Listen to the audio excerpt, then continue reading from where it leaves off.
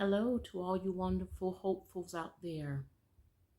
How are you all doing today, my hopeful family? Listen, I wanted to stop in today just to have a quick conversation with you.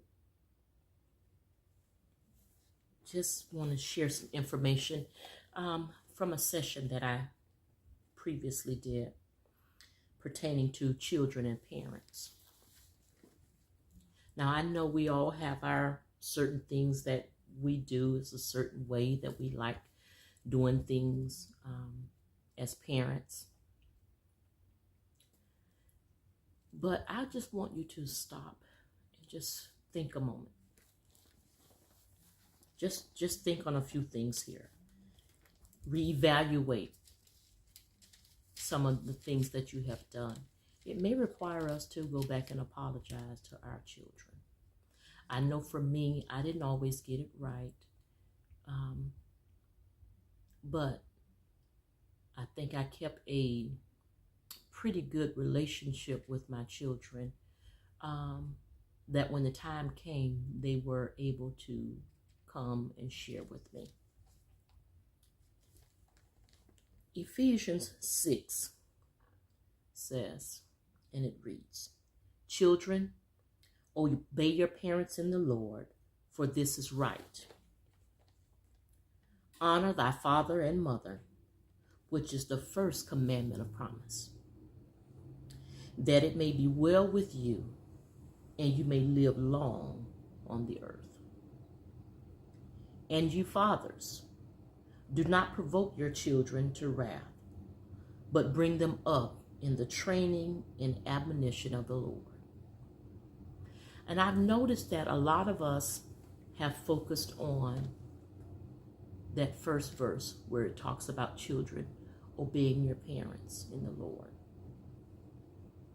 honoring them, which is what they are definitely supposed to do, and I will never talk against that.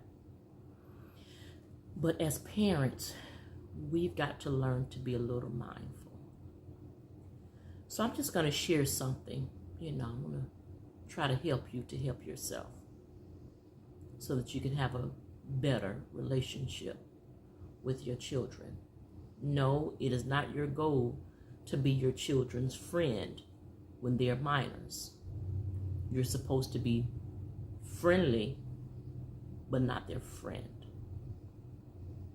Okay? Now, once they become mature adults, then your relationship may go on to become more of a friend's base.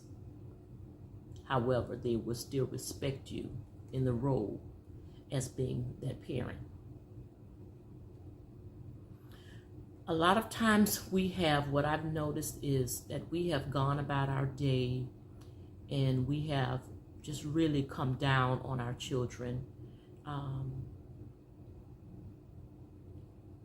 And we come down hard. And then when our children get upset, we don't seem to understand it. And I think a lot of it is because what we lack is relationship with our children. At some point, you've got to develop some type of relationship. Just like it is when we're serving the Lord, even though there's no comparison. But, however, we have a relationship that we've developed with the Lord that came by studying, spending time together in one another, in God's presence. And that's what is required with our children. By studying them and spending time with them in their presence, just being around them. Figure out what it is they like to do. Their friends. Get to know who their friends are and what it's like, what their life is like. Some of our children have friends that we have no idea who they are, where they come from. We don't know anything about them. And those are some things that we really need to find out about. We've got to find out who it is our children are associating themselves with and why. Because a lot of them could be hanging out with people because they've been bullied, to the point that they feel they have no choice but to hang out with that person out of fear of what could possibly happen to them if they don't hang out with them. A lot of them are hanging out with their friends because they just want to know more, or they feel they're missing out on something. So they're drawn to them.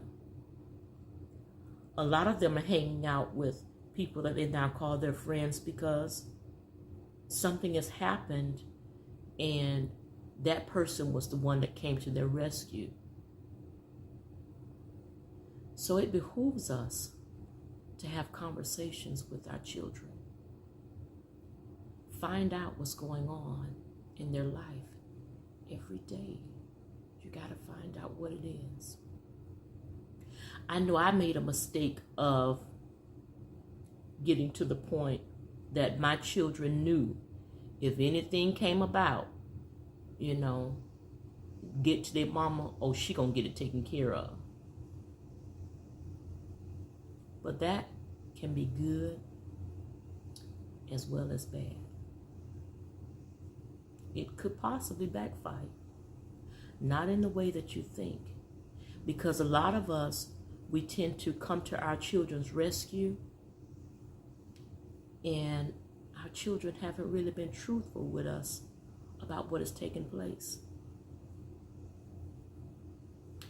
A lot of us come to our children's rescue, and it's something that they are truly guilty of, and we never address the fact that they're guilty of it. And those things are things that can eventually tear a rift in the parent-child relationship, because we really don't know. We don't know how to approach it, or we're approaching it from a method that's something that took place ancient years ago, and we don't know why it came about that way. We just do it because that's what was done to us. And that's not always a good thing. So I just want you to be mindful of it and just to stop and think. Understand your children. Spend time with your children. Get to know your children and understand that each of them are different. When the Bible speaks about training up a child in the way that they should go, when they are old, they'll not depart from it. That's not just speaking on the spiritual sense. That's in everyday life for your children. If you have a child that loves to read, then help that child. Get that child a library card. Take that child to get some books. But because you have one who loves to read, doesn't mean all of them love to read and that all of them are going to be bookworms. So find out what it is that they really like. You may have a child who is into sports, one that really, really loves football. Well, you can't force football on all of them, or you shouldn't force football on all of them. But for that one that really shows interest in football, then help them go about their way with doing that, even if it's just for a year or two. They may not always stick with football or whatever that sport is, or whatever that extracurriculum activity is. It might not always be something that they want to stick to. But while they are doing it, understand why they are doing it. And when it comes a time that they just stop doing it, ask questions. Find out why. Find out why it no longer interests them. If they found a different hobby or better interest, that's wonderful. But at least find out why they would like to make the change. And don't go for the, because I just don't want to do that anymore. No. It's a reason behind it. There is an underlying reason why. Find out the why. You owe it to your child to find out. Okay? If you have a child who is just wants to sing, well, then help them cultivate that gift in singing. It doesn't mean all your children want to do it, but that one who is showing interest in it, help them to cultivate it. Okay? So that's what it's referring to. That's one of the things that scripture is referring to. Okay? So it's not all just on the spiritual aspect, but it's something that helps them in their everyday life. Okay? You have to remember, our children have dreams, just like we've had dreams. And let them live out their dream through themselves, not us living out our dreams through them. You know, you really, really wanted to be the greatest basketball player or gymnastics or football player or soccer player or cheerleader, whatever it is. That was the dream you had for yourself. You should not be living out your dream through your children.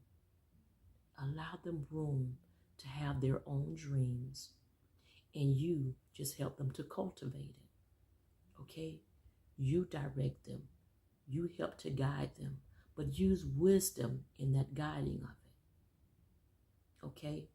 It should not require that they have to spend all types of hours on it. No. It should be a balance. Okay? If your child is into PlayStation or Xbox or whatever other game there is out there, it's nothing wrong with that. But allow them to take a break from it. Monitor it, especially when they're young minors. You've got to monitor the time that they're spending. Okay? On the internet, you've got to monitor that stuff. Creeps are creeping in through every area that they possibly can. And if we as parents are not alert, then things tend to happen, or things tend to draw them away from what they know to be right. Okay? So be encouraged. You can do it. I promise you can. And remember, use this word. Get in your word. It will help you with everyday life when it comes to your children. I'm not saying that you've got to be holier than thou. No. But there should be something about you in the life that you're living and the guidance that you're trying to bring for your children that lets them know you're steering them in the right direction. Okay? If they want to be dancers, it's nothing wrong with that. But just monitor the movement of the dances that they're doing, because that too can draw the wrong persons around them. Okay? So just be mindful of that. Go about your days and just remember, be more observant with your children, especially with younger children. Okay? And if you have teenagers, it's not too late to get it right, but you got to start from somewhere. Getting in the Word would be a great place to start. Get in the Word for yourself so that you can get the instructions that you need that can help you to train up a child, your child, in the way that they should go. And when they get old, they will not depart from it. It don't mean they won't leave it. They won't ever forget it. They may walk away and do some stuff that you don't approve of. When they become of age, I get it, I know. I did it too. You probably will too. You probably have done it. But just remember, it's all about establishing a relationship with your children. Letting them be children, but letting them be children that has some guidance and some direction. Okay? Not them just being willy-nilly, guiding them own selves, directing them own selves, or following all the advice that they get from their friends. Because you got to remember, most of their friends are the same age as they are. So they know what? No more than the other one. But it's left up to you to help them. And for you that may be there in their lives that are not their biological parents, it's okay. You are that adult figure, that positive role model that they have access to. Not all these role models that they have that are superstars and star athletes and people that they have no way of getting in contact with.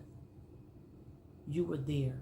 You're closer to them more often than anyone else.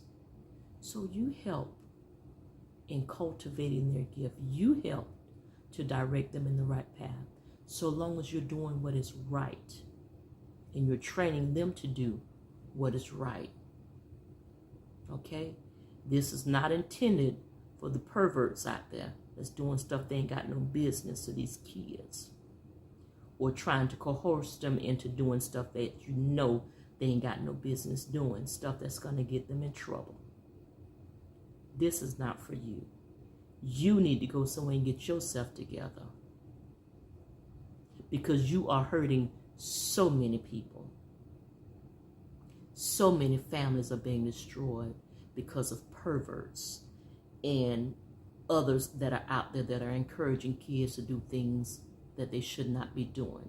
If you are not a responsible adult working with a child to do something positive that will help them to better themselves in a positive manner, that will not bring shame to them nor their families. Because at the end of the day, you've got to remember, whatever you do, don't just affect you. It affects all persons involved in your life.